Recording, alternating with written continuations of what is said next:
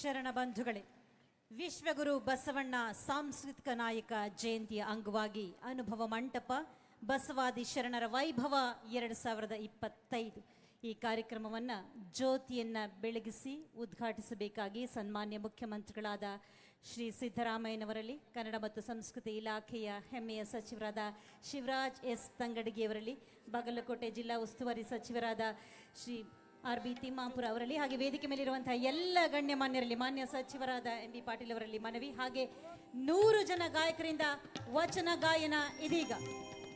ಕುಮಾರೇಶ್ವರ ಕೃಪಪೋಷಿತ ಪಂಚಾಕ್ಷರಿ ಗವಾಯಿಗಳ ಸಂಗೀತ ಪಾಠಶಾಲೆಯ ವಿದ್ಯಾರ್ಥಿಗಳು ಇದೀಗ ವಚನ ಗಾಯನ ಮಾಡಲಿದ್ದಾರೆ.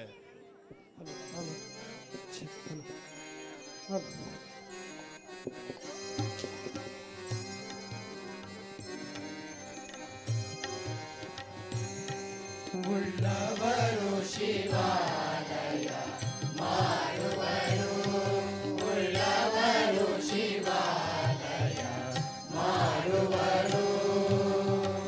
ನಾನೇನು ಮಾಡಲಿ ಬಡವನಯ್ಯ, ನಾನೇನು ಮಾಡಲಿ ಬಡವನಯ್ಯ. ಉಳ್ಳವರು ಶಿವಾಲಯ ಮಾಡುವರು, ಉಳ್ಳವರು ಶಿವಾಲಯ ಮಾಡುವರು. ಬಸವಣ್ಣವರ ತತ್ವಗಳನ್ನು ಪಾಲಿಸುತ್ತಾ ಅಶಕ್ತರಿಗೆ ಶಕ್ತಿ ತುಂಬುತ್ತಿರುವಂತಹ ಕರ್ನಾಟಕ ಸರ್ಕಾರದ ಸನ್ಮಾನ್ಯ ಮುಖ್ಯಮಂತ್ರಿಗಳಾದ ಶ್ರೀ ಸಿದ್ದರಾಮಯ್ಯನವರ ನುಡಿಗಳನ್ನು ಆಲಿಸುವಂತಹ ಸುಕ್ಷಣ ನಮ್ಮದಾಗಿದೆ. ಅಭಿಮಾನದ ಚಪ್ಪಾಳೆಗಳು ಮೊಳಗಲಿ ಬಂಧುಗಳೇ. ಇದೇ ಸಂದರ್ಭದಲ್ಲಿ ಅಭಿಮಾನದಿಂದ ಹೇಳೋಣ, ವಿಶ್ವಗುರು ಬಸವಣ್ಣನವರಿಗೆ, ಸಾಂಸ್ಕೃತಿಕ ನಾಯಕ ಬಸವಣ್ಣನವರಿಗೆ ಸನ್ಮಾನ್ಯ ಮುಖ್ಯಮಂತ್ರಿಗಳು.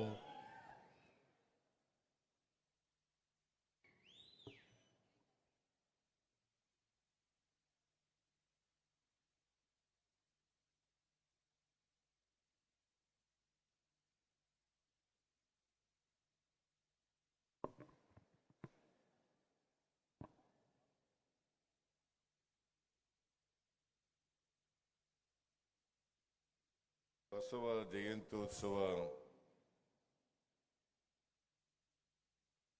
ಕಾರ್ಯಕ್ರಮದ ಸಾನ್ನಿಧ್ಯ ವಹಿಸಿರ್ತಕ್ಕಂಥ ಪೂಜ್ಯ ನಿಜಗುಣಾನಂದ ಸ್ವಾಮೀಜಿಯವರಿಗೆ ನಮಸ್ಕರಿಸಿ, ಇಳಕಲ್ ಗುರು ಪೂಜ್ಯ ಮಹಾಂತ ಸ್ವಾಮೀಜಿಯವರಿಗೆ ನಮಸ್ಕರಿಸಿ, ಜ್ಞಾನ ಪ್ರಕಾಶ ಸ್ವಾಮೀಜಿಯವರಿಗೆ ನಮಸ್ಕರಿಸಿ,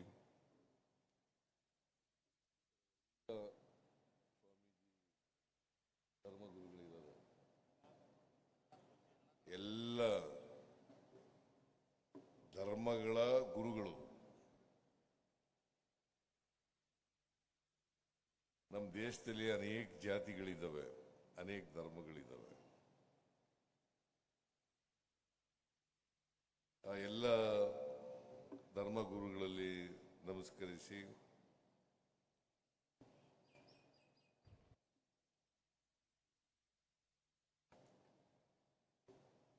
ನಮ್ಮ ಸರ್ಕಾರದಲ್ಲಿ ಮಂತ್ರಿಗಳಾಗಿರ್ತಕ್ಕಂಥ ಹಾಗೂ ಬಸವ ಜಯಂತ್ಯೋತ್ಸವ ಕಾರ್ಯಕ್ರಮವನ್ನು ಇಲ್ಲಿ ಏರ್ಪಾಡು ಮಾಡಿರ್ತಕ್ಕಂಥ ಕನ್ನಡ ಮತ್ತು ಸಂಸ್ಕೃತಿ ಸಚಿವರಾದಂಥ ಶಿವರಾಜ್ ತಂಗಡಗಿಯವರೇ,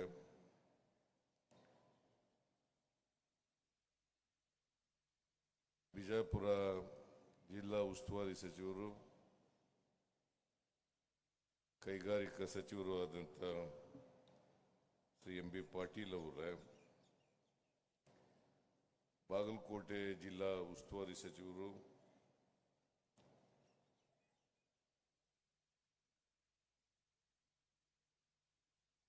ಸಚಿವರಾದಂಥ ಶ್ರೀ RB ತಿಮ್ಮಾಪುರ ಅವರೇ, ಈ ಸಮಾರಂಭದ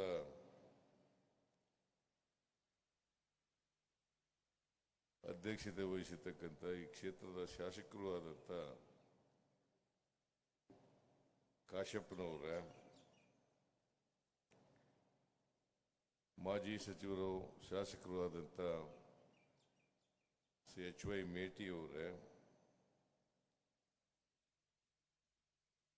ಹಟ್ಟಿ ಚಿನ್ನದಗಣಿ ಅಧ್ಯಕ್ಷರು ಶಾಸಕರು ಆದಂಥ JT ಪಾಟೀಲ್ ಅವರೇ, ಮೈಸೂರು ಸಾಬೂನು ಕಾರ್ಖಾನೆ ಅಧ್ಯಕ್ಷರು ಶಾಸಕರು ಆದಂಥ ಅಪ್ಪಾಜಿ ನಾಡಗೌಡ ಅವರೇ, ಮಾಜಿ ಸಚಿವೆಯಾದಂಥ VT ಲಲಿತಾ ನಾಯ್ಕ್ ಅವರೇ, ಈ ಕಾರ್ಯಕ್ರಮದಲ್ಲಿ ಭಾಗವಹಿಸಿರ್ತಕ್ಕಂಥ ಎಲ್ಲ ಆಹ್ವಾನಿತ ಗಣ್ಯರೇ, ಇಲ್ಲಿ ಆಗಮಿಸಿರ್ತಕ್ಕಂಥ ಆತ್ಮೀಯ ಶರಣ ಬಂಧುಗಳೇ,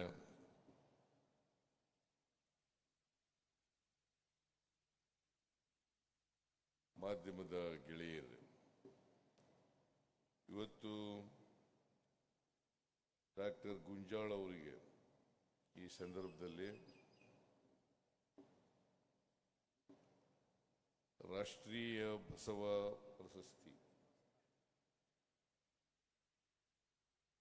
ಪ್ರಶಸ್ತಿಯನ್ನ ನಮ್ಮ ಸರ್ಕಾರ ಅವರಿಗೆ ಕೊಟ್ಟು ಗೌರವಿಸಿದೆ.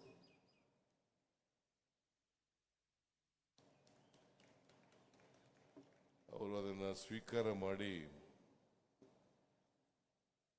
ನಿಮ್ಮನ್ನೆಲ್ಲ ಉದ್ದೇಶಿಸಿ ಕೆಲವು ಮಾತುಗಳನ್ನು ಕೂಡ ಹೇಳಿದ್ದಾರೆ.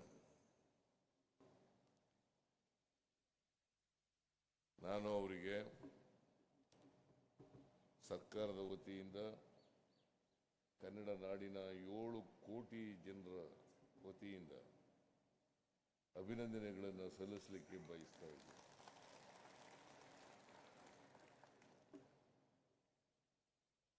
ಅವರು 92 ವರ್ಷ ಅಂತ ಹೇಳಿದ್ರು. 100 ವರ್ಷಕ್ಕೂ ಹೆಚ್ಚು ಕಾಲ ಬದುಕಲಿ ಅಂತೇಳಿ ನಾನು ಹಾರೈಸ್ತೇನೆ.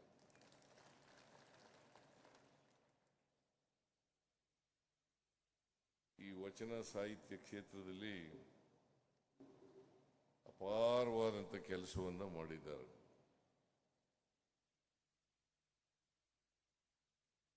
ಅವರಿಂದ ವಚನ ಕ್ಷೇತ್ರ ಸಮೃದ್ಧಿಯಾಗಿದೆ. ಇನ್ನಷ್ಟು ಕೆಲಸ ಮಾಡಲಿ, ಅವರು ಶಕ್ತಿಯಿರೋವರೆಗೂ ಕೂಡ ಕೆಲಸ ಮಾಡಲಿ ಅಂತೇಳಿ ಹಾರೈಸಿ ನಾನು ಸರ್ಕಾರದ ವತಿಯಿಂದ ಅವರಿಗೆ ಮತ್ತೊಮ್ಮೆ ಗೌರವಿಸ್ತಕ್ಕಂಥ ಕೆಲಸವನ್ನು ಮಾಡ್ತೇನೆ.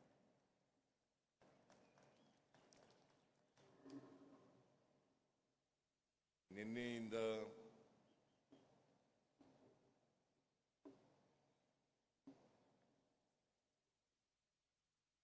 ಬಸವ ಜಯಂತ್ಯೋತ್ಸವ ನಡೀತಾ ಇದೆ. ನಿನ್ನೆ 4 ಗೋಷ್ಠಿಗಳು ನಡೆದಿದ್ದಾವೆ.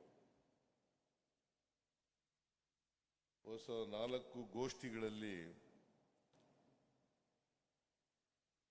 ಬಸವಣ್ಣನವರ ಬಗ್ಗೆ, ವಚನ ಸಾಹಿತ್ಯದ ಬಗ್ಗೆ ಅನೇಕ ವಿಚಾರಗಳನ್ನು ಚರ್ಚೆ ಮಾಡಿದ್ದೇನೆ ಅಂತೇಳಿ ನಾನು ಭಾವಿಸ್ಕೊಂಡಿದ್ದೇನೆ.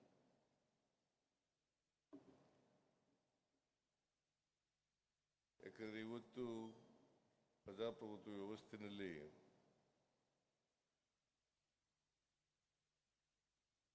ಚರ್ಚೆಗಳ ಮೂಲಕ ನಾವು ಪರಿಹಾರವನ್ನು ಕಂಡುಕೊಳ್ಬೇಕಾಗ್ತದೆ. ಸರ್ವಾಧಿಕಾರಿ ವ್ಯವಸ್ಥೆ ಇದ್ರೆ ಅಲ್ಲಿ ಚರ್ಚೆಗಳಿರೋಲ್ಲ. ಸರ್ವಾಧಿಕಾರ ಅಂತಂದ್ರೆ ಬರೀ ಹೇಳೋದಷ್ಟೇ, ಕೇಳೋದಿಲ್ಲ ಅಲ್ಲಿ.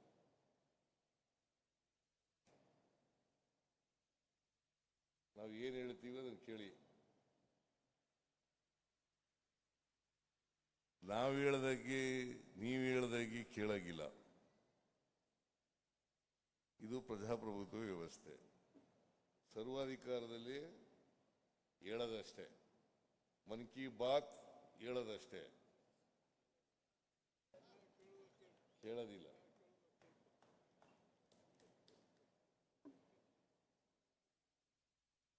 ಯಾವತ್ತೂ ಕೇಳಲ್ಲ.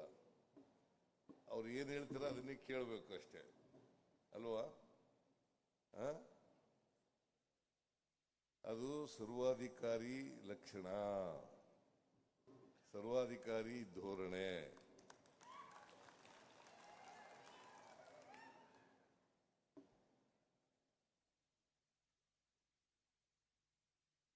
ನಾನು ಈ ಕಾರ್ಯಕ್ರಮವನ್ನು ಉದ್ಘಾಟನೆ ಮಾಡಿದೆ. ನನಗೆ ನಿಜಗುಣಾನಂದ ಸ್ವಾಮೀಜಿಯವರು ಬಂದು ಹೇಳಿದ್ರು, ಇದನ್ನ ಈ ಬಸವಣ್ಣನವರ ವಚನ ಹೇಳೋದ್ರ ಮೂಲಕ ಉದ್ಘಾಟನೆ ಮಾಡಿ ಅಂತ ಹೇಳಿ. ಬಹಳ ಸಂತೋಷ ಆಯಿತು. ಯಾಕಂತಂದ್ರೆ ಬಸವಾದಿ ಶರಣರು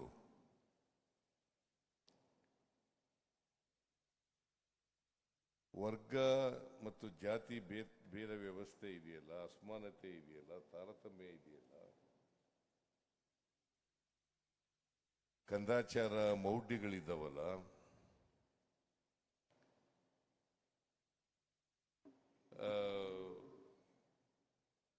ಇವೆಲ್ಲವುಗಳು ಕೂಡ ಹೋಗಿ ಒಂದು ಹೊಸ ಸಮಾಜ ನಿರ್ಮಾಣ ಆಗಬೇಕು ಅಂತಕ್ಕಂಥದ್ದನ್ನು ಬಯಸಿದ್ರು. ಜಾತಿ ರಹಿತವಾದಂಥ, ವರ್ಗರಹಿತವಾದಂಥ, ಸಮಾನತೆಯಿಂದ ಕೂಡಿರ್ತಕ್ಕಂಥ ಸಮಾಜ ನಿರ್ಮಾಣ ಆಗಬೇಕು ಅಂತಕ್ಕಂಥದ್ದನ್ನು ಬಯಸಿ. ಈಗ 9 ಶತಮಾನಗಳಾಗಿದೆ. ಈ 9 ಶತಮಾನಗಳಾದರೂ ಕೂಡ ಇನ್ನೂ ಕೂಡ ಸಮಾಜ ನಿರ್ಮಾಣ ಆಗಿಲ್ಲ. ಇದನ್ನು ನಾವು ಅರ್ಥ ಮಾಡ್ಕೋಬೇಕಾಗ್ತದೆ. ಅದಕ್ಕೆ ನಾನು ಉದ್ಘಾಟನೆ ಮಾಡಿದದ್ದು ಇವ ನಾರವ ಎಂದೆನಿಸದಿರಯ್ಯ,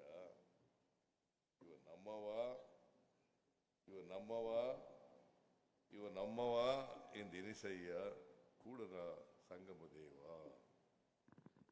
ನಿನ್ನ ಮನೆಯ ಮಗನೆಂದೆನಿಸಯ್ಯ ಕೂಡಲ ಸಂಗಮ ದೇವ. ನೋಡಿ ಎಷ್ಟು ಸುಲಭವಾಗಿ ಹೇಳಿದ್ರು. ವಚನ ಅಂದ್ರೆ ಏನು ಗೊತ್ತಾ? ಮಾತು ಅಂತ. ವಚನ ಅಂತಂದ್ರೆ ಮಾತು.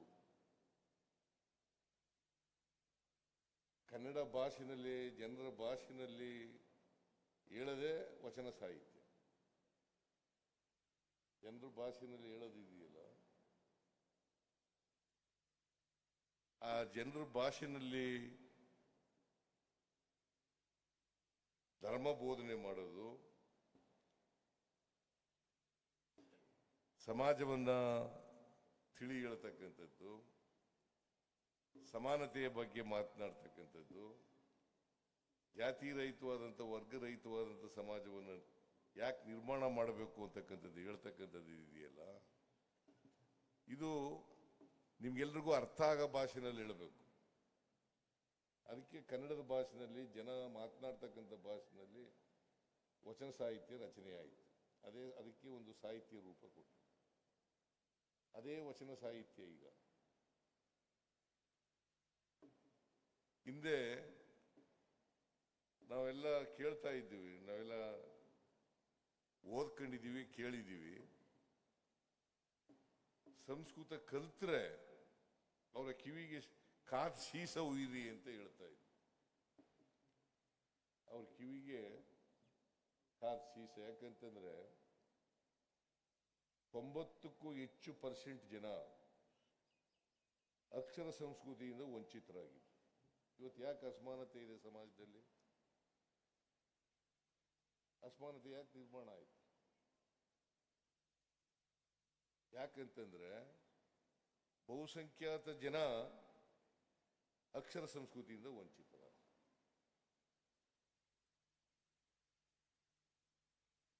ಆ ಅಕ್ಷರ ಸಂಸ್ಕೃತಿಯಿಂದ ವಂಚಿತರಾದ್ರಿಂದ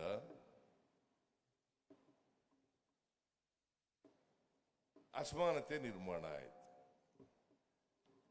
ಅದಕ್ಕೆ ಬಾಬಾ ಸಾಹೇಬ್ ಅಂಬೇಡ್ಕರ್ ಅವರು ನವೆಂಬರ್ 25ನೇ ತಾರೀಕು 1949ನೇ ಇಸ್ವಿ ಕಾನ್ಸ್ಟಿಟ್ಯೂಂಟ್ ಅಸೆಂಬ್ಲಿನಲ್ಲಿ ಒಂದು ಭಾಷಣ ಮಾಡಿದ್ದಾರೆ. ಏನಪ್ಪ ಅದು ಭಾಷಣ ಅಂತಂದ್ರೆ,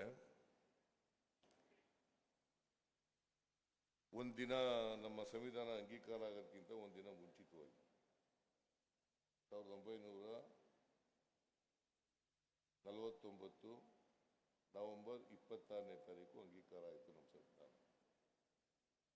25ನೇ ತಾರೀಕು ಭಾಷಣ ಮಾಡಿದ್ದಾರೆ. ಏನಂತ ಭಾಷಣ ಮಾಡಿದ್ದಾರೆ ಅಂತಂದ್ರೆ, ನಮ್ಮ ಸಂವಿಧಾನ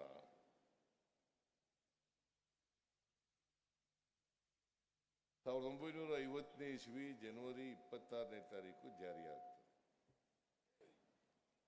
ಅವತ್ತಿನಿಂದ ಜಾರಿಗೆ ಬಂತು. ಅವತ್ತು ಜಾರಿಗೆ ಬರುವಾಗ ವೈರುಧ್ಯತೆ ಇರ್ತಕ್ಕಂಥ ಸಮಾಜಕ್ಕೆ ಕಾಲಿಡ್ತಾ ಇದ್ದೀವಿ.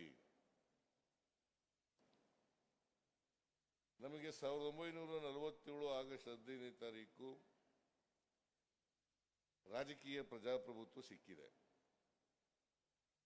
ಈ ರಾಜಕೀಯ ಪ್ರಜಾಪ್ರಭುತ್ವ ಸಿಕ್ಕಿರೋದ್ರಿಂದ ಒಬ್ಬ ವ್ಯಕ್ತಿ ಒಂದು ಓಟು ಒಂದು ಮೌಲ್ಯ ಸಿಕ್ಕಿದೆ. ಒಬ್ಬ ವ್ಯಕ್ತಿ ಒಂದು ಓಟು ಒಂದು ಮೌಲ್ಯ ಸಿಕ್ಕಿದೆ. ಅದು ರಾಷ್ಟ್ರಪತಿ ಆದವ್ರಿಗೂ ಒಂದೇ ಓಟು, ಇಲ್ಲಿ ಚಪರಾಸಿ ಆದವ್ರಿಗೂ ಕೂಡ ಒಂದೇ ಓಟು, ಪೌರ ಕಾರ್ಮಿಕರಿಗೂ ಕೂಡ ಒಂದೇ ಓಟು. ಆದರೆ ಆರ್ಥಿಕವಾಗಿ ಸಾಮಾಜಿಕವಾಗಿ ಅದಿಲ್ಲ.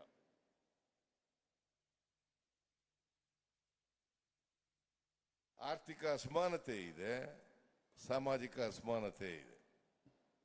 ಯಾಕೆ ನಿರ್ಮಾಣ ಆಯಿತು? ಇದನ್ನೇ ಬಸವಾದಿ ಶರಣರು ಆ ಕಾಲದಲ್ಲಿ ಹೇಳಿದ್ರು. ಯಾಕೆ ನಿರ್ಮಾಣ ಆಯಿತು? ಇನ್ನೂ ಯಾಕಿದೆ? ಇನ್ನೂ ಬಡತನ ಇದೆ, ಶ್ರೀಮಂತಿಕೆ ಇದೆ, ಮೇಲ್ಜಾತಿ ಇದೆ, ಕೆಳಜಾತಿ ಇದೆ.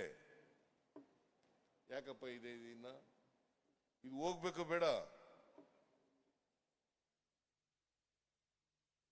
ನಾವು ವಚನಗಳು ಹೇಳುತ್ತಲೇ ಇದ್ದೀವಿ, ಇವನಾರವ ಇವನಾರವ ಇವನಾರವ ಅಂತ ಹೇಳೋದು. ಆಮೇಲೆ ನೀ ಯಾವ ಜಾತಿಯವನು ಅಂತ ಕೇಳೋದು. ಇವನಾರವ ಇವನಾರವ ಇವನಾರವ ಅಂತ ಹೇಳ್ಬೇಡಿಯಪ್ಪ, ಇವ ನಮ್ಮವ ನಮ್ಮವ ನಮ್ಮವ ಅಂತ ಹೇಳಿ ಅಂತ ಹೇಳ್ತೀವಿ. ಅದು ಹೇಳ್ಬಿಟ್ಟು ನೀ ಯಾವ ಜಾತಿಯವನಯ್ಯ? ಜೆ.ಟಿ. ಪಾಟೀಲ್ ನೀ ಯಾವ ಜಾತಿ? ತಿಮ್ಮಾಪುರ ನೀ ಯಾವ ಜಾತಿ? ತಂಗಡಿಗೆ ನೀ ಯಾವ ಜಾತಿ? ಎಂ.ಬಿ. ಪಾಟೀಲ್ ಯಾವ ಜಾತಿ? ಸಿದ್ದರಾಮಯ್ಯ ಯಾವ ಜಾತಿ ಅಂತ ಕೇಳೋದು ಇದೆಯಲ್ಲ, ಇದು ಹೋಗ್ಬೇಕಲ್ವ? ಯಾಕೆ ಹೋಗಿಲ್ಲ ಅಂತಂದ್ರೆ, ವರ್ಗಕ್ಕೆ ಚಲನೆ ಇದೆ. ವರ್ಗ ಅಂತಂದ್ರೆ ಶ್ರೀಮಂತ ಬಡವರು, ಅದಕ್ಕೆ ಚಲನೆ ಇದೆ. ಆದರೆ ಜಾತಿಗೆ ಚಲನೆ ಇಲ್ಲ.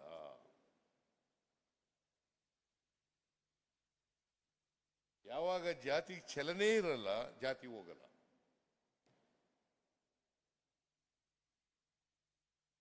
ಅದಕ್ಕೆ ಚಲನರಹಿತವಾದಂಥ ಸಮಾಜ ನಮ್ದು.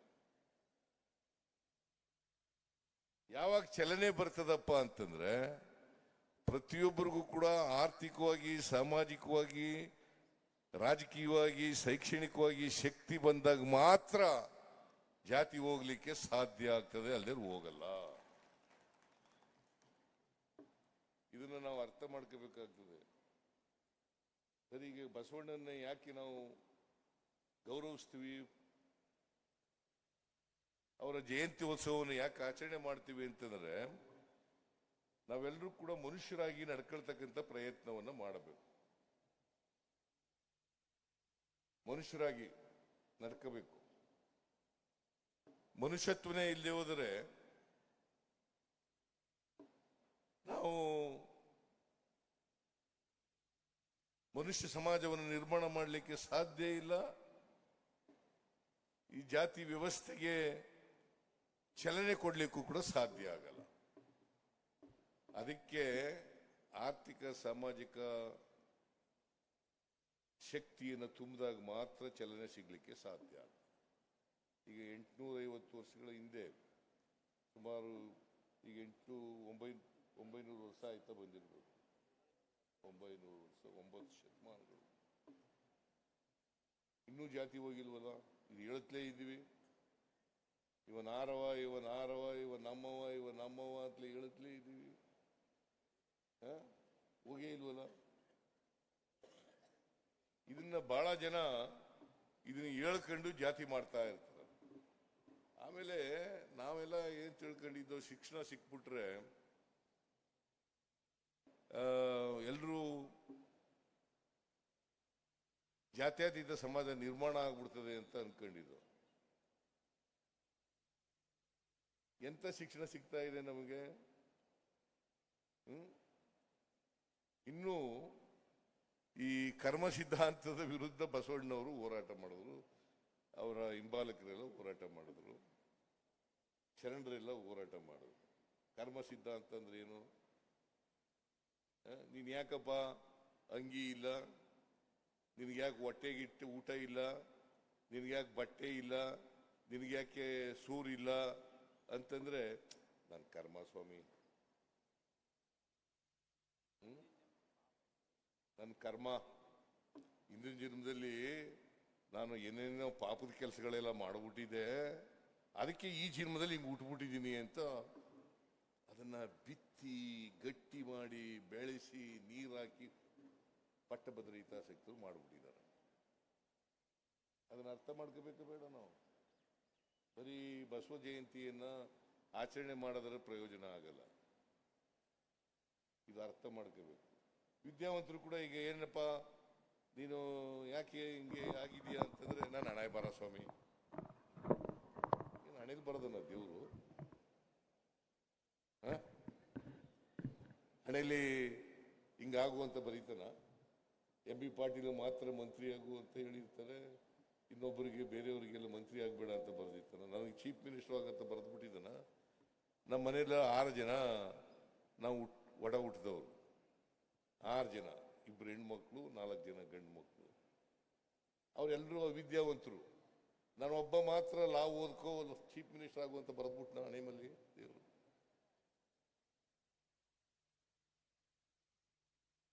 ನಾನೊಬ್ಬರು ಮಾತ್ರ ಬರೆದಿದ್ದಾನ? ಹಂಗಂತ ಬರೀಲಿಕ್ಕೆ ಸಾಧ್ಯನೇ ಇಲ್ಲ. ನೀವು ಬಸವಣ್ಣ ಅರ್ಥ ಮಾಡ್ಕೋಬೇಕು ಅಂತಂದ್ರೆ ಮೊದ್ಲು ಇವನ್ನೆಲ್ಲ ಬಿಡಬೇಕು.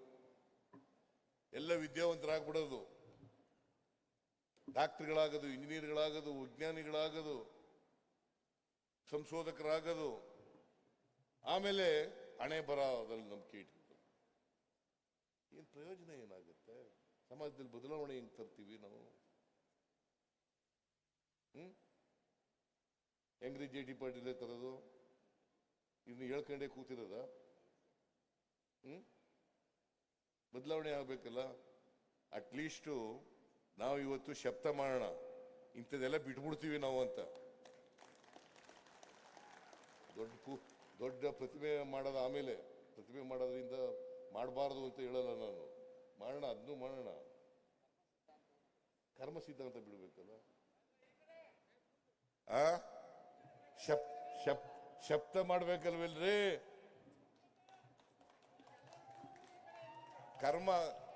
ಕರ್ಮ ಸಿದ್ಧಾಂತನ ಬಿಟ್ಬಿಡ್ತೀವಿ ಅಂತ ಶಬ್ದ ಮಾಡ್ಬೇಕಲ್ಲಪ್ಪ. ಆಯ್ತಾ, ಈಗ ನಿನ್ ಕಡೆನೆ ನೋಡ್ಕೊಂಡು ಹೇಳ್ತೀನಿ ಬಿಡು.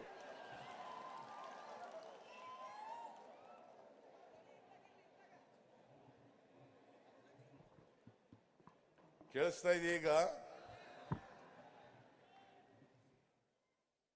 ಈಗ ಬಸವಣ್ಣನವರ ಜಯಂತ್ಯೋತ್ಸವವನ್ನ ನಾವು ಇವತ್ತು ಆಚರಣೆ ಮಾಡ್ತಾ ಇದ್ದೀವಿ.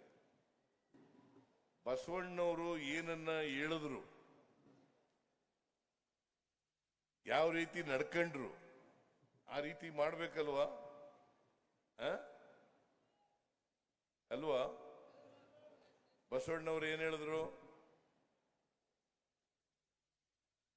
ಆಚಾರವೇ ಸ್ವರ್ಗ, ಅನಾಚಾರವೇ ನರಕ.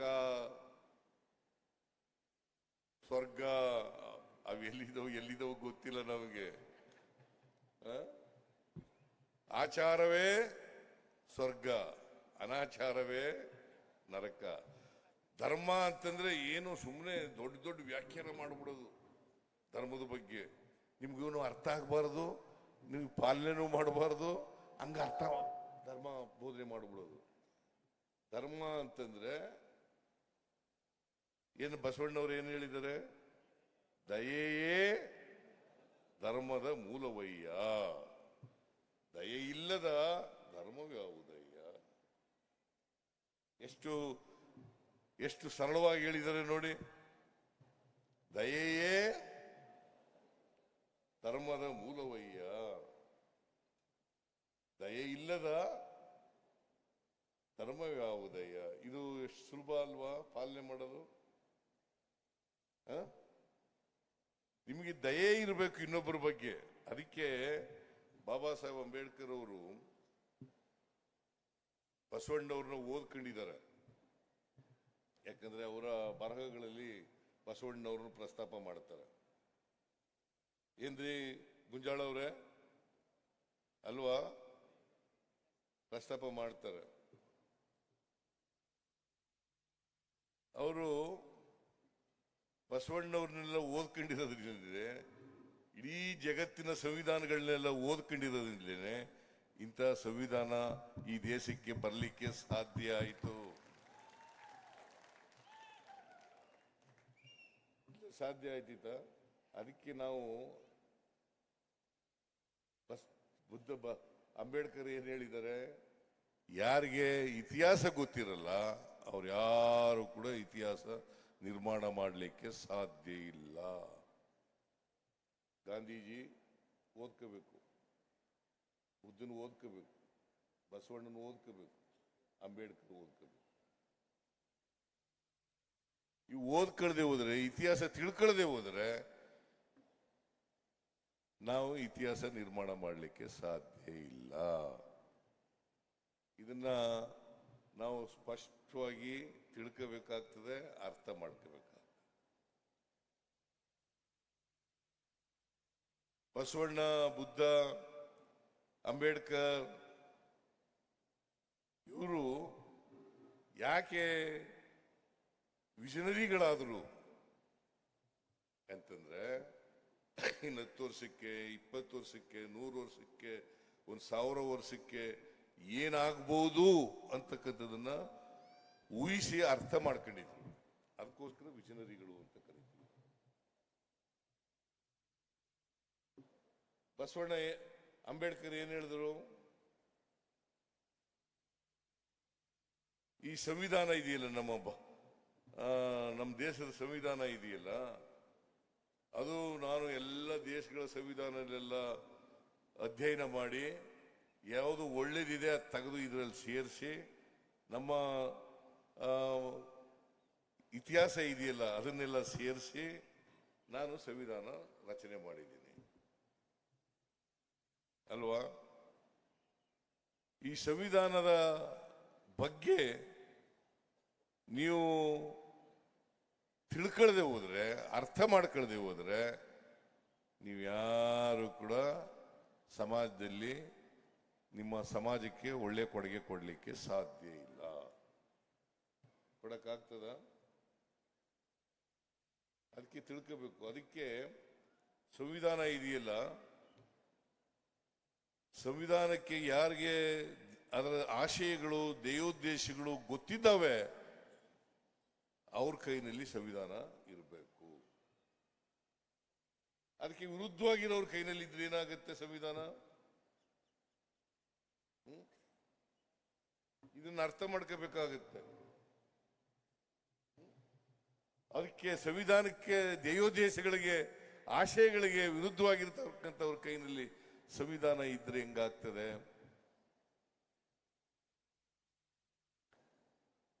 ಅದರಿಂದ ಸಂವಿಧಾನದ ಆಶಯಗಳಿಗೆ ಯಾರು ಬದ್ಧರಾಗಿರ್ತಾರೆ ಅವರು ಸಮಾಜದಲ್ಲಿ ಬದಲಾವಣೆಯನ್ನು ತರಲಿಕ್ಕೆ ಸಾಧ್ಯ ಆಗ್ತದೆ, ಸಮಾಜವನ್ನು ತರಲಿಕ್ಕೆ ಸಾಧ್ಯ ಆಗ್ತದೆ, ಎಲ್ಲರನ್ನು ಮುಖ್ಯವಾಹಿನಿಗೆ ತರಲಿಕ್ಕೆ ಸಾಧ್ಯ ಆಗ್ತದೆ. ಅದನ್ನೇ ಬಸವಾದಿ ಶರಣರು ಬಯಸಿದ್ದದು, ಅದನ್ನೇ ಅಂಬೇಡ್ಕರ್ ಬಯಸಿದ್ದದ್ದು, ಅದನ್ನೇ ಬುದ್ಧ ಬಯಸಿದ್ದದ್ದು. ಇದನ್ನು ನಾವು ಅರ್ಥ ಮಾಡ್ಕೋಬೇಕಾಗ್ತದೆ. ನಾವು ಈಗ ಅಲ್ಲಿ ಎಲ್ಲರೂ ಇದ್ದಾರೆ, ಅಕ್ಕಮಹಾದೇವಿ ಇದ್ದಾರೆ, ಬುದ್ಧ ಇದ್ದಾನೆ, ಬಸವಣ್ಣ ಇದ್ದಾನೆ, ಅಂಬೇಡ್ಕರ್ ಇದ್ದಾರೆ, ಆಮೇಲೆ ನಾರಾಯಣ ಗುರು ಇದ್ದಾರೆ, ಶಿಶುನಾಳ್ ಶರೀಫ್ ಇದ್ದಾರೆ, ಅಕ್ಕಮಹಾದೇವಿ. ಇದನ್ನೆಲ್ಲ ಯಾರು ಗೊತ್ತಾ? ನಾನು ಯಾಕೆ ಈಗ ಬಿಜಾಪುರದ ಯೂನಿವರ್ಸಿಟಿ ಇದೆ, ಮಹಿಳಾ ಯೂನಿವರ್ಸಿಟಿ, ಅದಕ್ಕೆ ಅಕ್ಕ ಮಹಾದೇವಿ ಮಹಿಳಾ ಯೂನಿವರ್ಸಿಟಿ ಅಂತ ಹೆಸರಿಟ್ಟವ್ರು ಯಾರು?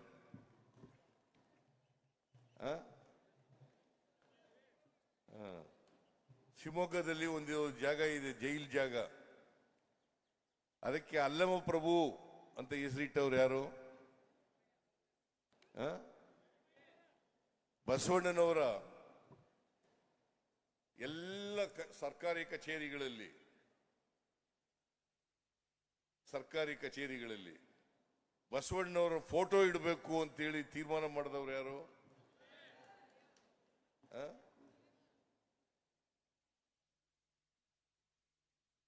ಬಸವಣ್ಣವ್ರನ್ನ ಸಾಂಸ್ಕೃತಿಕ ನಾಯಕ ಅಂತ ಯಾಕೆ ಇಟ್ಟದು? ಅದನ್ನ ಇಟ್ಟವ್ರು ಯಾರು?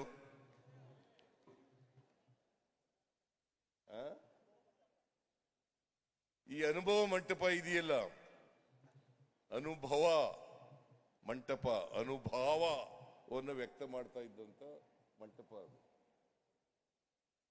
ಈ ಅನುಭವ ಮಂಟಪ ಇದನ್ನ ಯಾರವರು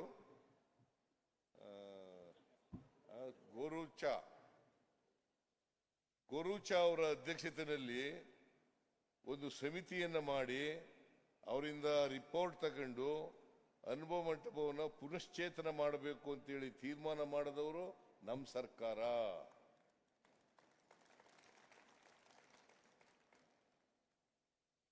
ಬೇರೆಯವ್ರು ಯಾಕೆ ಮಾಡಿರ್ಲಿಲ್ಲ?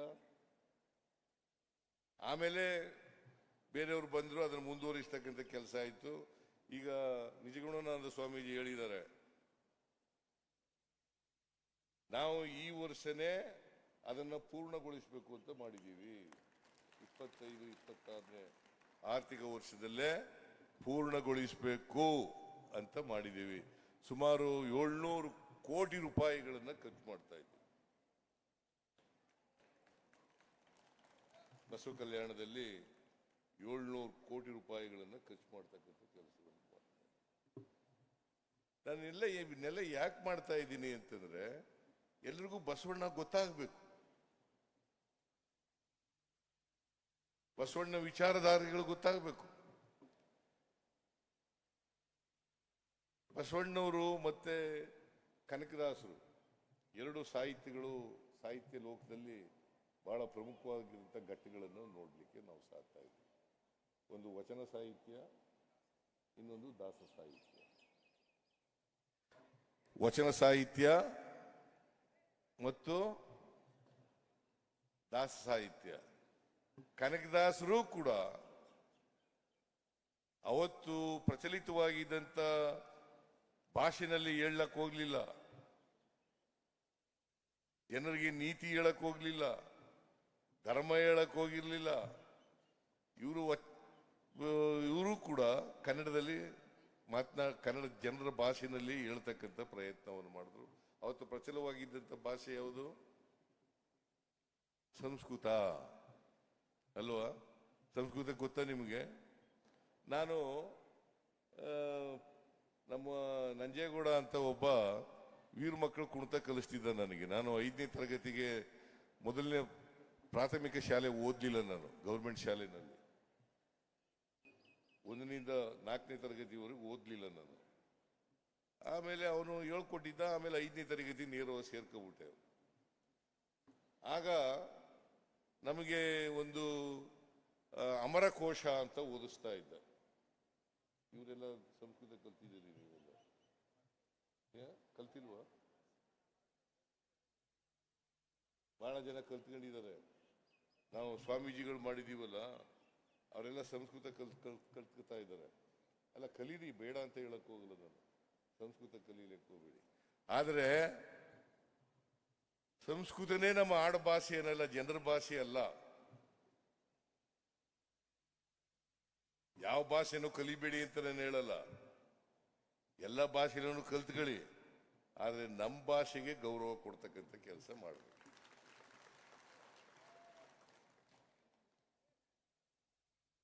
ಯಾವ ಭಾಷೆನಾದ್ರು ಕಲೀರಿ. ಆದರೆ ಕನ್ನಡ ಅಲ್ಲ ನನ್ನ ಮಾತೃಭಾಷೆ. ಅದಕ್ಕೆ ಭಾಷಾವಾರು ಪ್ರಾಂತ್ಯಗಳು ವಿಂಗಡಣೆ ಆದವು. ಎಲ್ಲರೂ ಕೂಡ ಒಂದು ಆಡಳಿತದ ಛತ್ರಿ ಕೆಳಗಡೆ ಬರಬೇಕು ಅಂತೇಳಿ ಭಾಷಾವಾರು ಪ್ರಾಂತ್ಯಗಳಾದವು. ಭಾಷಾವಾರು ಪ್ರಾಂತ್ಯಗಳಾದ್ಮೇಲೆ ನಮ್ದು 1956 ನವೆಂಬರ್ 1ಕ್ಕೆ ಭಾಷಾವಾರು ಪ್ರಾಂತ್ಯ ಆಯಿತು. 73ರವರೆಗೂ ಅದೇ ಇತ್ತು, ಮೈಸೂರು ರಾಜ್ಯನೇ ಅಂತ ಇತ್ತು. ಆಮೇಲೆ ಕರ್ನಾಟಕ ಅಂತ ಆದದ್ದು ಕರ್ನಾಟಕದಲ್ಲಿ. ಆದರೆ ನಮ್ಮ ಮಾತೃಭಾಷೆ, ನೆಲದ ಭಾಷೆ ಇದೆಯಲ್ಲ, ನಮ್ಮ ತಾಯಿ ಭಾಷೆ ಇದೆಯಲ್ಲ, ಅದು ಸಾರ್ವಭೌಮ ಭಾಷೆ ಆಗಿರಬೇಕು. ಅದಕ್ಕೋಸ್ಕರ ಜನರ ಭಾಷೆನಲ್ಲಿ ಈ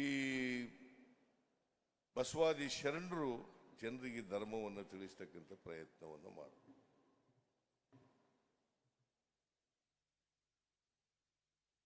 ಬಸವಣ್ಣವರು ಹೇಳಿದ ಎಲ್ಲ ವಿಚಾರಗಳನ್ನ ನಾವು ಜಾರಿಗೆ ತರ್ತೀವಿ ಅಂತಂದ್ರೆ ಅದಕ್ಕೂ ವಿರೋಧಗಳಿರ್ತವೆ, ಏನ್ ಮಾಡಕ್ಕಾಗಲ್ಲ ಅಲ್ವಾ?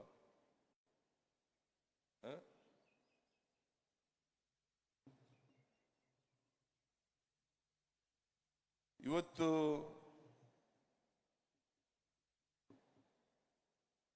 ಬಸವಾದಿ ಶರಣರು ಏನು ಹೇಳಿದ್ರು, ಸಮಾನ ಅವಕಾಶಗಳಿರ್ತಕ್ಕಂಥ ಸಮಾನತೆಯ ಸಮಾಜ ನಿರ್ಮಾಣ ಆಗಬೇಕು. ಅದರಲ್ಲಿ ಜಾತಿ ಇರಬಾರ್ದು, ವರ್ಗ ಇರಬಾರ್ದು, ಯಾವುದೇ ತಾರತಮ್ಯ ಇರಬಾರ್ದು ಅಂತ ಸಮಾಜ ನಿರ್ಮಾಣ ಆಗುತ್ತೆ.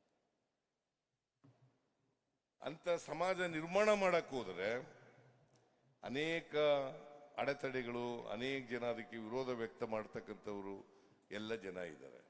ಅದರಿಂದ ನಿಮಗೆ ಬಿಡ್ತೀನಿ, ಅದನ್ನ ನೀವೇನ್ ತೀರ್ಮಾನ ಮಾಡಬೇಕು. ಸಮಾಜ ಆಗ್ಬೇಕಾ, ತಾರತಮ್ಯ ಸಮಾಜ ಇರ್ಬೇಕಾ? ಏನಾಗ್ಬೇಕ್ರಿ? ಸಮಾಜ ನಿರ್ಮಾಣ ಆಗ್ಬೇಕಲ್ಲ. ಜಾತಿ ಇಲ್ಲೇ ಇರ್ತಕ್ಕಂಥ, ವರ್ಗ ಇಲ್ಲೇ ಇರ್ತಕ್ಕಂಥ ಸಮಾಜ ನಿರ್ಮಾಣ ಆಗ್ಬೇಕಲ್ಲ. ಅದಕ್ಕೆ ಬಸವಣ್ಣವ್ರು ಏನ್ ಹೇಳಿದ್ದಾರೆ ಅಂತಂದ್ರೆ, ಉಳ್ಳವರು ದೇವಾಲಯ ಮಾಡುವರು, ನಾನೇನು ಮಾಡಲಿ ಬಡವನಯ್ಯ.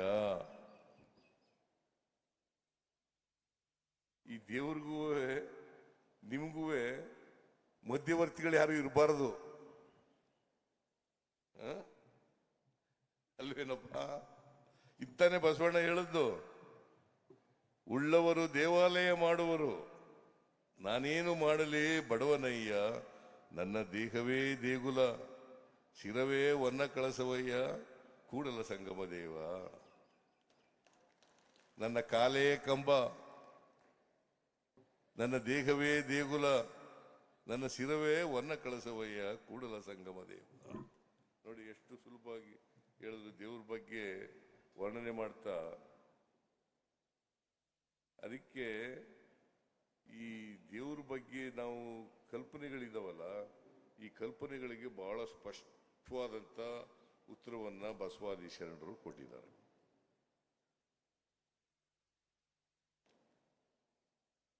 ಕನಿಷ್ಠ ಪಕ್ಷ ನಿಮ್ಗೆ ಇಷ್ಟಲಿಂಗ ಪೂಜೆ ಮಾಡ್ತಿರಲ್ಲ, ಆ ಇಷ್ಟಲಿಂಗ ಪೂಜೆ ಮಾಡಬೇಕಾದ್ರೆ ಈ ಮಧ್ಯವರ್ತಿಗಳು ಇರಬಾರದು ಅಂತೇಳಿ ಅವರು ಬಸವಾದಿ ಶರಣರು ನಮಗೆ ಹೇಳಿರ್ತಕ್ಕಂಥದ್ದನ್ನ ಬಹಳ ಸ್ಪಷ್ಟವಾಗಿ ತಿಳ್ಕೋಬೇಕಾಗ್ತದೆ. ಬಸವಣ್ಣವರು ಬಹಳ ವಿಚಾರಗಳು ಹೇಳಿದ್ದಾರೆ. ಅನುಭವ ಮಂಟಪದಲ್ಲಿ ಇವತ್ತು ಚರ್ಚೆ ಮೂಲಕ ಅವರ ಅನುಭವಗಳನ್ನು ಹಂಚಿಕೊಳ್ತಕ್ಕಂಥ ಕೆಲಸ ಮಾಡ್ತಾ ಇದ್ದಾರೆ. ಸಾಮಾಜಿಕ ಅನುಭವಗಳು, ಆರ್ಥಿಕ ಅನುಭವಗಳು, ರಾಜಕೀಯ ಅನುಭವಗಳು. ಇವತ್ತು ಇಂಗ್ಲೆಂಡ್ ದೇಶ ನಮ್ಮ ದೇಶದಲ್ಲೇ ಎಂಥದ್ದು ಪ್ರಜಾಪ್ರಭುತ್ವ ಹುಟ್ಟಿದ್ದು ನಮ್ಮ ದೇಶದಲ್ಲೇ ಅಂತ ಹೇಳ್ತಾರೆ. ಆದರೆ ಸುಮಾರು 900 ವರ್ಷಗಳ ಹಿಂದೆನೇ ಅನುಭವ ಮಂಟಪ ಪಾರ್ಲಿಮೆಂಟ್ ಅಂತ ಇವತ್ತೇನು ಕರೀತಾ ಇದೀವಲ್ಲ, ಇದು ಅವತ್ತೇ ಆಗಿತ್ತು. ಅದ್ರ ಮೂಲಕ, ಆ ಅನುಭವದ ಮೂಲಕ ಅವರು ಯಾವತ್ತೂ ಕೂಡ ಈ ಬಸವಾದಿ ಶರಣರು ಡಿಕ್ಟೇಟರ್ಶಿಪ್ನ ಒಪ್ಕೊಳ್ಳಕ್ಕೆ ತಯಾರಿರಲಿಲ್ಲ. ಪ್ರಜಾಪ್ರಭುತ್ವ ವ್ಯವಸ್ಥೆ ಅವತ್ತಿನಿಂದ ಜಾರಿಯಾಗಿತ್ತು. ಈ ಮನುವಾದಿಗಳಿದಾರಲ್ಲ, ನಾವೆಲ್ಲ ಬಸವಣ್ಣವರು ಬಸವಾದಿ ಶರಣರು ಮನುಷ್ಯತ್ವವಾದಿಗಳು, ಅದಕ್ಕೆ ವಿರುದ್ಧವಾಗಿರೋರು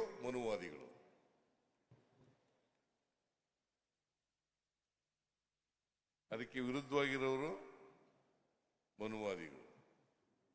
ಅವರು ಅದಕ್ಕೋಸ್ಕರನೇ ಮನುಷ್ಯತ್ವಕ್ಕೆ ವಿರೋಧ. ಬಸವಣ್ಣವರು ಅಂದ್ರೆ ಮನುಷ್ಯತ್ವವಾದಿಗಳು.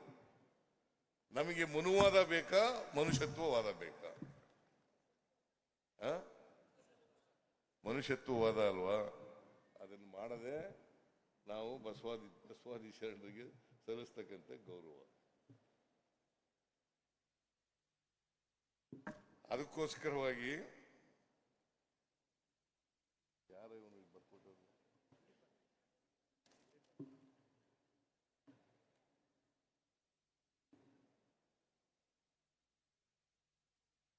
ಅದನ್ನು ಮಾಡದೆ ಅಲ್ವಾ? ಅದಕ್ಕೆ ಬಸವಣ್ಣವರು ನಾವು ಕಾಯಕ ಮಾಡ್ತೀವಲ್ಲ, ಕಾಯಕ ದಾಸೋಹ ಎರಡು ಧಾರ್ಮಿಕ ತತ್ವಗಳನ್ನ ನಮಗೆ ಹೇಳಿದ್ದಾರೆ. ಏನಪ್ಪಾ ಅಂತಂದ್ರೆ ಕಾಯಕ ಮಾಡಿ, ದಾಸೋಹ ಮಾಡಿ. ಕಾಯಕ ಅಂದ್ರೆ ಏನ್ ಗೊತ್ತಾ? ಕಾಯಕ ಅಂದ್ರೆ ಕೂತ್ಕಪ್ಪ ತಮ್ಮ, ಕೂತ್ಕೊ. ನಿನ್ ಕಾಯಕ ಅಂತಂದ್ರೆ ಪ್ರೊಡಕ್ಷನ್ ಅಂತ, ಉತ್ಪಾದನೆ. ದಾಸೋಹ ಅಂತಂದ್ರೆ ಡಿಸ್ಟ್ರಿಬ್ಯೂಷನ್. Production and distribution. ಈ ಕಾಯಕ ಮಾಡೋದು ಇದೆಯಲ್ಲ, ಯಾವುದು ಮೇಲೂ ಅಲ್ಲ, ಯಾವುದು ಕೀಳು ಅಲ್ಲ. ಅದಕ್ಕೇನೆ ಕಾಯಕವೇ ಕೈಲಾಸ ಅಂತ ಬಸವಾದಿ ಶರಣರು ಹೇಳು ಅಲ್ವಾ? ಕಾಯಕವೇ ಕೈಲಾಸ. ನೀವು ಏನ್ ಕೆಲಸ ಮಾಡ್ತೀವಿ ಅನ್ನೋದೆಲ್ಲ ಬಹಳ ಮುಖ್ಯ. ಆದ್ರೆ ಪ್ರತಿಯೊಬ್ರು ಕೂಡ ಕಾಯಕವನ್ನ ಮಾಡಲೇಬೇಕು. ಕಾಯಕವನ್ನ ಮಾಡಲೇಬೇಕು. ಕಾಯಕ ಮಾಡಿದ್ರೆ ಮಾತ್ರ ಈಗ ಈ ಈಕ್ವಾಲಿಟಿ ಬರಲಿಕ್ಕೆ ಸಾಧ್ಯ ಆಗ್ತದೆ, ಸಮಾನತೆ ಬರಲಿಕ್ಕೆ ಸಾಧ್ಯ. ಕೆಲವರು ಕೂತ್ಕೊಂಡು ತಿನ್ನೋದು, ಇನ್ ಕೆಲವರು ಬೆವರು ಸುರಿಸಿ ಕೆಲಸ ಮಾಡೋದು. ನಾವೊಂದ್ಸಾರಿ ಅಸೆಂಬ್ಲಿನಲ್ಲಿ ಅನ್ನಭಾಗ್ಯ ಕಾರ್ಯಕ್ರಮ ಮಾಡಿದಾಗ, ಸಿದ್ದರಾಮಯ್ಯನವ್ರೆ, ನೀವು ಅನ್ನಭಾಗ್ಯ ಕಾರ್ಯಕ್ರಮ ಜಾರಿಗೆ ತಗೊಂಡ್ಬಿಟ್ಟು ಎಲ್ರಿಗೂ ಫ್ರೀಯಾಗಿ ಅಕ್ಕಿ ಕೊಟ್ಬಿಟ್ಟು ಎಲ್ಲ ಸೋಮಾರಿಗಳು ಮಾಡ್ಬಿಟ್ರಿ, ಕೆಲ್ಸಕ್ಕೆ ಯಾರು ಸಿಕ್ಕಲ್ಲ ಅಂತ ಕೇಳಿದ್ರು. ಒಬ್ಬ MLA. ನಾನು ಹೇಳಿದೆ, ನೋಡಪ್ಪ, 100 ವರ್ಷಗಳಿಂದ ನೀವೆಲ್ಲ ಗೇದೆ ಇಲ್ಲ ಕೂತ್ಕೊಂಡು ತಿನ್ಕೊ ಬಂದಿದ್ದೀರಿ.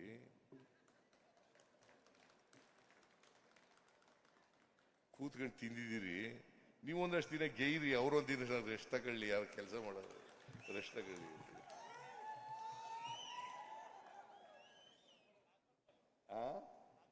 ನಾಗಮಾರಪಲ್ಲಿ ಅಂತ ಅವ್ರು ಸತ್ತೋಗಿದ್ದಾರೆ ಈಗ ಪಾಪ. ಗುರುಪಾದಪ್ಪ ನಾಗಮಾರಪಲ್ಲಿ ಅವರೊಂದು ಪ್ರಶ್ನೆ ಕೇಳಿದ್ರು. ಆಗ ನಾನು ಹೇಳಿದೆ, ಯಾಕೆ ನಾವು ಈ ಕಾರ್ಯಕ್ರಮಗಳನ್ನೆಲ್ಲ ಮಾಡಿದ್ದೀವಿ ಅಂತಂದ್ರೆ, ಅನ್ನಭಾಗ್ಯ ಕಾರ್ಯಕ್ರಮ, ಬೇರೆ ಭಾಗ್ಯಗಳು, 5 ಗ್ಯಾರಂಟಿ ಯೋಜನೆಗಳು ಮಾಡಿದ್ದೀವಿ ಅಂತಂದ್ರೆ, ಜಾತಿ ರಹಿತವಾದಂಥ, ವರ್ಗ ರಹಿತವಾದಂಥ ಸಮಾಜ ನಿರ್ಮಾಣ ಮಾಡಬೇಕಾದ್ರೆ ಪ್ರತಿಯೊಬ್ಬರಿಗೂ ಕೂಡ ಆರ್ಥಿಕ ಸಾಮಾಜಿಕ ಸಬಲತೆ ಬಂದಾಗ ಮಾತ್ರ ಇಂಥ ಸಮಾಜ ನಿರ್ಮಾಣ ಮಾಡಲಿಕ್ಕೆ ಸಾಧ್ಯ. ಈಗ ವಿದ್ಯೆ ಇಲ್ದೇನೆ, ಈಗ ನೋಡಿ, ನಾವು ಸಾಮಾಜಿಕ ಅಸಮಾನತೆಯನ್ನು ನೋಡ್ತೀವಿ, ಆರ್ಥಿಕ ಅಸಮಾನತೆಯನ್ನು ನೋಡ್ತೀವಿ. ನಮ್ಮಲ್ಲಿ ಈ ಆರ್ಥಿಕ ಅಸಮಾನತೆಯಿಂದ ಗುಲಾಮ್ಗಿರಿ ಮನ ಮಾಡ್ಕೊಂಡ್ಬಿಟ್ಟಿದೆ. ಈಗ ಒಬ್ಬ ಮೇಲ್ಜಾತಿ ಸೇರಿದಂತ ಅವ್ನು ಬಂದಾಗ, ಎದುರುಗಡೆ ಸಿಕ್ಕಿದಾಗ, ನಮಸ್ಕಾರ ಸ್ವಾಮಿ, ನಮಸ್ಕಾರ ಬುದ್ಧಿ ಅಂತೀವಿ. ಅದೇ ಒಬ್ಬ ಶ್ರೀಮಂತ ವಿದ್ಯಾವಂತ ದಲಿತ ಜನಾಂಗದವರು ಬಂದ್ರೆ ಅವ್ರನ್ನ ಏಕವಚನದಲ್ಲಿ ಮಾತಾಡಿಸ್ತೀವಿ. ಇದು ಗುಲಾಮ್ಗಿರಿ ಮನಸ್ಥಿತಿ. ಈ ಮನಸ್ಥಿತಿ ಬದಲಾವಣೆ ಆಗ್ಬೇಕಾದ್ರೆ ಸ್ವಾಭಿಮಾನವನ್ನ ಎಲ್ಲರೂ ಕೂಡ ಬೆಳೆಸಬೇಕು. ಆ ಸ್ವಾಭಿಮಾನ ಇಲ್ಲದೆ ಹೋದ್ರೆ ಕಷ್ಟ. ಈ ಸ್ವಾಭಿಮಾನ ಬೆಳೆಸ್ಕೊಂಡಾಗ ಮಾತ್ರ ಈ ಗುಲಾಮ್ಗಿರಿ ಮನಸ್ಥಿತಿ ಇರಲಿಕ್ಕೆ ಸಾಧ್ಯ ಇಲ್ಲ. ಅದಕ್ಕೆ ಆರ್ಥಿಕ ಸಾಮಾಜಿಕ ಸಬಲತೆ ಬಂದಾಗ ಮಾತ್ರ ಈ ದೇಶದಲ್ಲಿ ಎಲ್ಲ ಹಂಚಿಕೆ ಆಗ್ಬೇಕು. ಅದನ್ನೇ ಕಾಯಕ ಅಂತ ಅನ್ನೋದು. ಎಲ್ರಿಗೂ ಹಂಚಿಕೆ ಆಗ್ಬೇಕು. ಅಲ್ಲ ಎಂಥದ್ದು ದಾಸೋಹ. ಕಾಯಕ ಮಾಡಿ ಬಂದದನ್ನ ಎಲ್ಲರೂ ಕೂಡ ಹಂಚ್ಕೋಬೇಕು. ಪ್ರತಿಯೊಬ್ಬರು ಕಾಯಕ ಮಾಡಬೇಕು, ಬಂದದನ್ನ ಎಲ್ಲರೂ ಹಂಚ್ಕೋಬೇಕು. ಇದು ಆರ್ಥಿಕ ಸಿದ್ಧಾಂತ. ಇದು ಈ ಆರ್ಥಿಕ ಸಿದ್ಧಾಂತವನ್ನ ಆಗ್ಲೇನೆ ಬಸವಾದಿ ಶರಣರು ಇದನ್ನ ನಮ್ಮ ಮುಂದೆ ಇಟ್ಟು ಹೋಗಿದ್ದಾರೆ. ಇದನ್ನೆಲ್ಲ ಪಾಲನೆ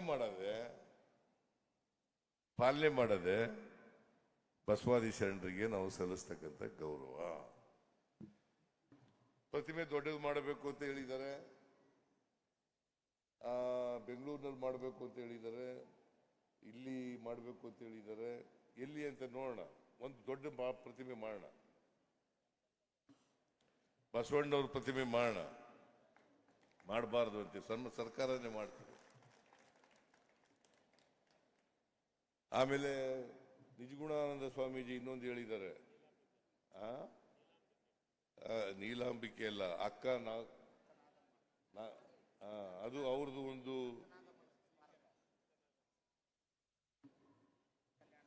ಅಲ್ಲಿ ಕಲ್ಯಾಣಮ್ಮ ಅಂತ. ಈ ಅರಳೆಯ ಇವರು ಬಸವಣ್ಣವರು ಸುಮ್ಮನಿರ್ಲಿಲ್ಲ. ಅವರು ಏನು ಅವ್ರ ಕಾಲದಲ್ಲಿ ಏನ್ ಮಾಡಿದ್ರು, ಎಂತವ್ರವರು ಬ್ರಾಹ್ಮಣ ಮಧುವರಸನ ಮಗಳು ಅರಳಯ್ಯನ ಮಗ, ಇಬ್ರಿಗೂ ಮದುವೆ ಮಾಡಿಸ್ಬಿಡ್ತಾರೆ. ಈ ಅರಳಯ್ಯ ಯಾರ ಜಾತಿ? ಸಮಗಾರರು. ಮಧುವರಸ ಯಾವ ಜಾತಿ? ಬ್ರಾಹ್ಮಣ ಜಾತಿ. ಇವರಿಬ್ರಿಗೂ ಮದುವೆ ಮಾಡಿಸ್ಬಿಡ್ತಾರೆ. ಅದಕ್ಕೆ ಅರಳಯ್ಯನ ಹೆಂಡತಿ ಇದ್ದಾಳಲ್ಲ ಕಲ್ಯಾಣಮ್ಮ ಅಂತ, ಅವರು ಐಕ್ಯ ಆಗಿರ್ತಕ್ಕಂಥ ಜಾಗ ಇದೆಯಲ್ಲ, ಅದನ್ನು ಬೆಳಗಾಂನಲ್ಲಿ ಅಭಿವೃದ್ಧಿ ಪಡಿಸ್ಬೇಕು ಅಂತ ಹೇಳಿದ್ದಾರೆ. ಅದನ್ನು ಮಾಡಿಸೋಣ. ಆಮೇಲೆ ಅಕ್ಕ ನಾಗಮ್ಮ ಅವರ ಸಮಾಧಿನೂ ಕೂಡ ತರೀಕೆರೆನಲ್ಲಿದೆ. ಅದನ್ನು ಕೂಡ ಮಾಡಿಸ್ತಕ್ಕಂಥ ಕೆಲಸ ಮಾಡೋಣ ಅಂತಕ್ಕಂಥ ಇವೆಲ್ಲ ಮಾಡೋಣ. ನೀವು ಸ್ವಲ್ಪ ಬದಲಾವಣೆ ಆಗಿ ಅಷ್ಟೇ. ಇವ ನಾರವ ಎಂದು ಎನಿಸದಿರಯ್ಯ, ಇವ ನಮ್ಮವ ಅಂತ ಬದಲಾವಣೆ ಆಗಿ ಅಷ್ಟೇ. ಎಲ್ಲರೂ ನಮ್ಮವರು ಅಂತನ್ನಿ. ಇವನು ಯಾರು ಅಂತ ಹೇಳಕ್ ಹೋಗ್ಬೇಡಿ, ಇವ್ ನಮ್ಮವ ಅಂತ ಹೇಳಿ ಅಷ್ಟೇ. ಇಷ್ಟು ಮಾಡಿದ್ರೆ ನಾವು ಬಹಳ ದೊಡ್ಡ ಕೊಡುಗೆ ಕೊಟ್ಟಾಗುತ್ತೆ ಸಮಾಜಕ್ಕೆ, ಮನುಷ್ಯತ್ವಕ್ಕೆ ಅಂತ ಹೇಳ್ತಾ ಇವತ್ತು ಈ ಕಾರ್ಯಕ್ರಮದಲ್ಲಿ ಅತ್ಯಂತ ಸಂತೋಷದಿಂದ ಭಾಗಿಯಾಗಿದ್ದೇನೆ.